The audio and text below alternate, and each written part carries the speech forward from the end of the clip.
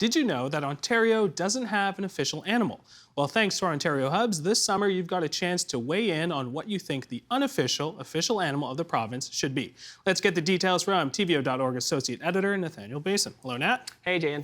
All right, so the public and even other media really got behind last summer's Roadside Attraction Series. This time we're doing the Animal Series. Tell us all about it. Yeah, so it's my once annual visit to figure out what we're doing in late August. This year we are deciding Ontario has an official bird, but not an official animal. And so we're drawing from wildlife across the province to figure out what should represent Ontario. All right, let's get some photos up here. I want to learn about some of the animals that you've actually written about. We'll start off with this pretty guy, which I feel like is probably an underdog, or I should say under turtle. This guy is on the Ontario Endangered Species Act. Tell us about the snapping turtle. The snapping turtle should absolutely not be an underdog or under turtle. It is so cool. It's basically a dinosaur. It's been around since the dinosaur, Mesozoic era. They're huge. They have an undeserved reputation for being violent. They are not violent. A bit defensive on land, but that's it.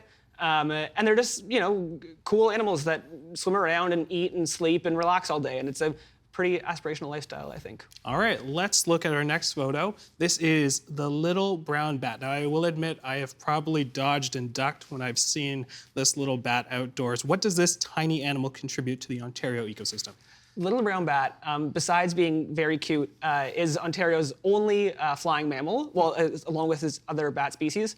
And for people who don't like mosquitoes or small insects, they eat all of them. They can eat more than their weight in mosquitoes in a night. So that's one big contribution, I'd say. Big contribution there. All right, finally, the river otter. I feel like anytime you see a river otter, it brings a smile to your face. What makes the river otter a good candidate for Ontario's favorite animal? I can't believe it took us so long to get here. The river otter should absolutely win. It is 100% Ontario's official animal. It's so sweet and playful. People describe it saying it has a certain joie de vivre because it just plays all day and eats and relaxes. The river otter's great. All right, so tell us, so it's 8 weeks, 16 animals. How do people take part in this if they want to make their voice or their animal be heard? What do we need to know? So we're still publishing 2 stories a week on different animals. That'll stop, I think, mid-September, just about.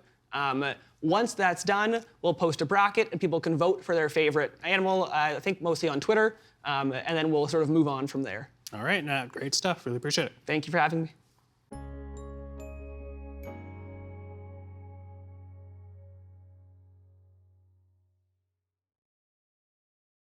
The agenda in the summer with Namkiwanuka is made possible through generous philanthropic contributions from viewers like you.